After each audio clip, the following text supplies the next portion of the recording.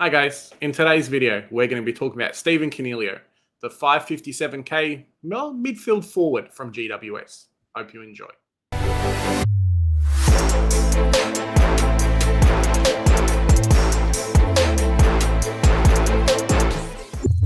Congilio last year was kind of one of those big players who came in super cheap and ended up staying in our teams. Did you end up having him? Well, he stayed in our teams, but there were a lot of people who jumped off, and it was always great to hear them cry and complain. And it was bellissimo to hold on to Congilio. You gotta love Don Congilio. He was sensational last year. He started off super cheap, thanks to his 5-game, 2021 average of 60. We all knew he was going to be a lock. We all knew he was going to be in our team. Not many people thought he was going to be a keeper, but my goodness, it was awesome keeping him. I loved it. It was bellissimo. Yeah, I think I obviously started him with everyone else. Halfway through the season, I think he'd dropped down to something like maybe mid 300s, mid 400s. After a couple of crappy games, I'm just like, maybe he's not going to be a keeper for me. So I was one of those people that traded him out. 2 weeks later, after missing out on a 167 or something against North Melbourne, brought him back in. And then he was in my team for the rest of the year. Started off at 261k, which is, bloody fantastic. And then ended up being 537 at his highest in price. So, if you've got a player who makes 300k, ends up going from bargain basement mid-pricer to full primo, you got to be pretty happy. Oh, 100%, man. You take that and you run. He was one of the highlights of the forward line last year. Yes, things got rough for a period of time there, but it only served to let people like you and some of our other friends jump off him and use up a trade to get rid of him, only to then trade him back in, whereas yours truly held on to him. It was glorious. Now I loved Congilio to the point where I would start calling him like our good friend Abs from Abs Magic. Congilio. It was awesome. Just running around screaming Congilio. He was my favorite. I love Italia. But yeah, he was sensational. And now you look at him, he's priced at 97.6. When you compare him to the scoring that he had before, back now averaging over 100, like he had done for 4 of the 6 previous years, for someone priced at 97.6, he's already underpriced just to start this year, even though his price has gone up more than what he finished last year. You can still consider him as being underpriced to start this year. Yeah, he definitely comes into 2023 kind of being a lot closer to what you'd actually think, a premium if his scoring capacity probably can score, which is, it is fair. Last year we got him super cheap, so why not this year? He finished 2022 with 3 monster games over 140, which is bloody fantastic. 8 games between 100 and 120, which is even better because he was forward eligible. So it ends up being, the top 1 or 2 players in the forward line. But he did have a few games where I think he kind of got relegated to different positions on field. Obviously, Leon Cameron was struggling a little bit as a coach at that point, trying to keep his career alive at GWS. So your good players kind of got moved around. There may have been some injuries as well that kind of forced the more established older players to do different things. So Congilio did have 10 games under 100, which for a 200k guy is okay. But when you're starting to get to that 500k premium, keeper level, it's not great. 4 games in the 90s, which is okay. 2 games in the 80s, which, isn't great. And then kind of struggling a little bit after. So 2 games in the 70s, 2 games in the 60s. And everyone remembers his game of 37. Not sure what happened there. I don't think he got tagged. I think he just kind of fell apart a little bit, as did GWS. Yeah, he was non-existent that game. It was pretty brutal. And I think that was the round where everyone was like, that's it.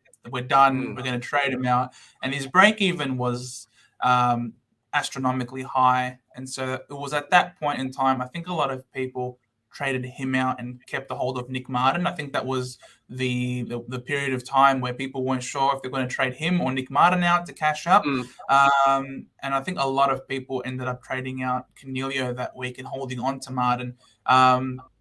the following week. Nick Martin, unfortunately, didn't score anywhere near as high as Congilio did the following week, which to everybody's chagrin and to my, absolute pleasure that happened. But I think a lot of it, as you said, it came as a result of the change in the coach. And especially in the first half of the year, you just have to look at the CBAs when Neon Leon, Cameron, who, unfortunately was doing everything he can to sabotage all of our Supercoach teams. He only had him averaging about, 27% CBAs. So just over a quarter of the CBAs.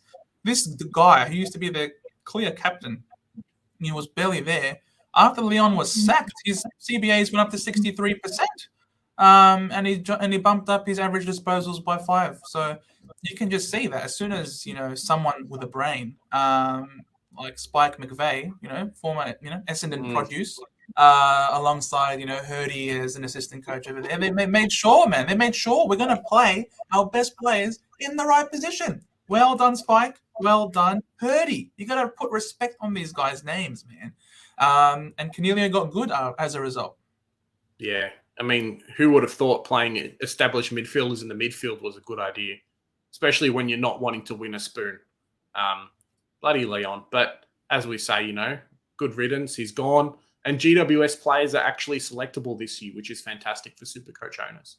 There's always kind of been a stigma about, Leon, we don't know where he's going to play. One week he's a defender, the next week he's a forward. Harry Himmelberg style.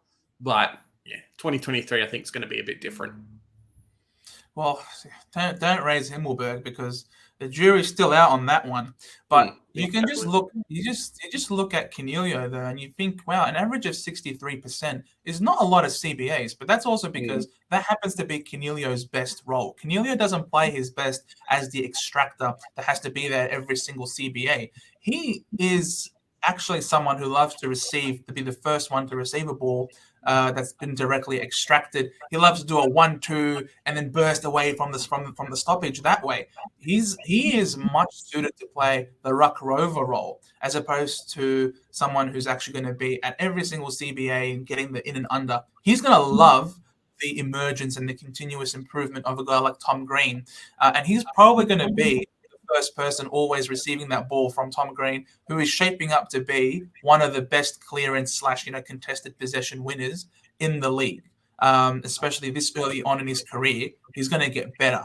And if he has that same role moving forward, he's going to average over 110, you'd imagine. Yeah. Like the way I always talk to people about him is, if you look at a Bulldogs, Dunkley is kind of the Tom Green distributor, Liberatore is that position.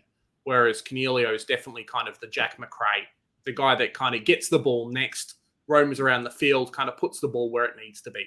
So he doesn't need, like you're saying, monster CBA scores to actually score really well. And as we saw last year, the biggest improvement for him, his best scoring is actually that ruck rover role, where he can kind of be where he needs to be and link up, between the forward and the back line. Dead set. And if he's averaging 111... That's already great enough for him to be an M8. Let alone being in the forward line, forward eligible. Oh my God! Like you'd think that this is almost guaranteed to be a top 6 forward at that point. Now, obviously, this year with all of the news of Ruckman could be getting DPP and other mids could be getting DPP. I just think Congilio is one of those safe ones that you can be almost sure. If he's going to keep that same role and average 110, 111, then that's going to be guaranteed top 6 forward. Just the question is, does he actually have that role moving forward? GWS have no fans that I'm aware of that actually attend the trainings and track watches. We hardly ever get any news of what the training track is like for GWS apart from the official media releases. So it's there's not much news out there on how Congilio is tracking and what sort of role he'll be playing moving forward. And it doesn't help when you have the GWS players getting on Twitter and trolling people. Oh, yeah, Himmelberg's training in the midfield. Get out of here. I don't want to hear this nonsense. Yeah. I guess the one thing is, though, that we haven't really touched on it, that Taranto and Hopper have both kind of left that injury now at GWS. Sure, they'll be a little bit lower on the scatter or on the ladder this year. A lot of people predicting them maybe top 4, top 6 around that mark. Bottom 4, bottom 6. But I was about to say. losing, I know, losing kind of their 2 guys who are established players from that midfield means that Congilio is probably going to get stuck in that position again. So I don't think he's going to go forward. I think he's going to be playing a lot of that midfield. And as you're saying, with all the DPP changes, maybe we get a Bont again in the forward line. Maybe not Bont, but we've spoken about Petrarca potentially getting it.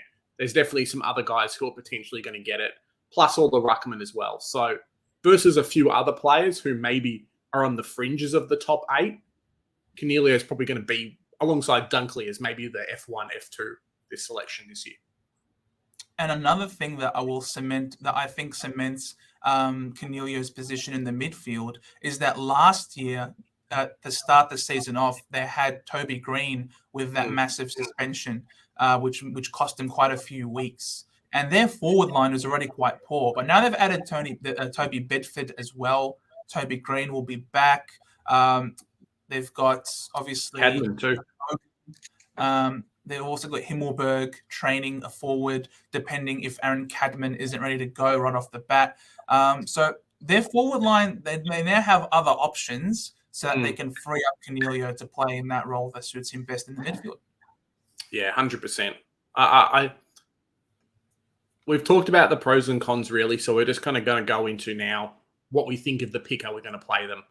I think the only thing I'm worried about picking him at the moment is that he is fairly priced around what his value is versus guys like Rose and Taranto that maybe have, 50 to 100K into them left that, to make money that way. And I think a lot of people are starting them because of that. No one's discounting, hey, Congilio is going to be a bad pick. But, do you take a guy that's 50K cheaper when your starting team, you're really looking for ultra value everywhere, especially with everyone playing mid prices? Personally, at the moment, I haven't got him in, but, doing reviews like this and watching other people's and waiting for the preseason games to happen, he could definitely force himself into my side, especially if we're not going to play, 3 or 4 mid prices in that forward line this year. What do you reckon, Joe? I am actually trying to put him in my team. I haven't got him like in my initial startup, my team as it was. But I'm trying to put him in simply because I'm not finding that the mid prices or the rookies up forward are going to be good, high scoring options for me that I could either keep or make me 150K.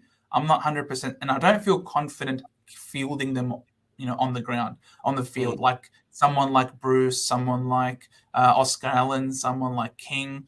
I just don't like key position or Flanders. Flanders is there absolutely, but he's not going to be. I don't think one of the prime ball movers. He's not going to be ahead of Took, Rao, or Anderson. So I find it hard to believe, that they're going to score enough for me to make 150K. If I just find that there's not enough, I'm not sold on any of these mid prices. I might just find some money elsewhere to try and get up to a Congilio and have one extra guy in the forward line that is going to be guaranteed top 6. So I don't have him for now, but I'm trying to get him in. Yeah, same for me too. All right, guys. Well, that's our review of Congilio, our player profile. If you like the content, like, share, and subscribe. We also have our group competition as well. So I'll put the information for that down in the comments. Any final words, Joe? Please, guys, get involved. To be involved and join the group, you got to be subscribed here. And you got to follow the Center Bounce Twitter page at bounce_center. Please join in and hit us up because it's going to be a fun season, boys and girls, of course. I'm sorry. And girls too. Definitely, guys. Well, stay tuned for the next video, guys.